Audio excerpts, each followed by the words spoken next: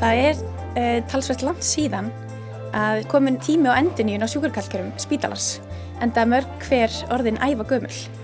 Þannig að heilbrigðistæknideild og fasteignadeild riðust í útboð árið 2018 og við tókum tilboði Origo í Ascom Telligence sjúkrakarlkerfi.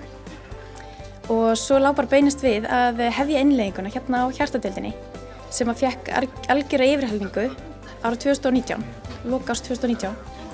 Og síðan þá hafa 6 deildir til viðbótar fengið þetta nýja sjúkrakarlkerfi. Og þetta nýja kerfi talsvert tæknilegra en gömlu kerfin og býður upp á ýmsa möguleika sem við erum svolítið að fikra okkur áfram með. Og við lítum á þetta sem ákveðin reynslutíma fyrir nýja spítalann. Þú hefur miklu meiri yfirsýn yfir þá sjúklinga sem þú ert með og getur auðveldar fylgst með hver að hringja og brugðist fyrr við. Og við erum með svona vöktun á ganginum og inn á öllum vinnuherbyggjum þá sjáum við hvaða sjúklingar hringja. Við fengum náttúrulega nýtt bjöllukerfi 2020 og gamla kerfið var algjörlega að gera út á okkur. Það var rosalega hávært og maður þurfti að fara fram á gang til þess að okkur að hringja og það var ekkert svona sem gaf til kynna hver var að hringja.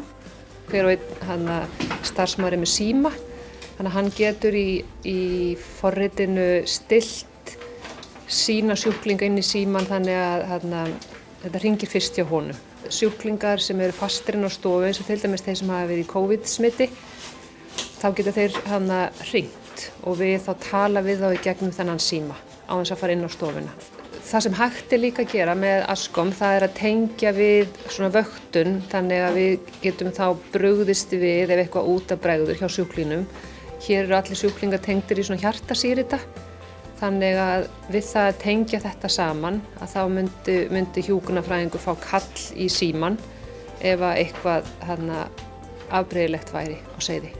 Ef að það dráttur á því að bjöllunum sé svarað, að þá kemur tímalengdin sem ekki búið að svara eða hversu lengi bjallan búið að hringja. Þannig að þá geta aðrir brugðist við ef að það teymið sig kannski fyrst ætti að fara að svara bjöllunni upptekið.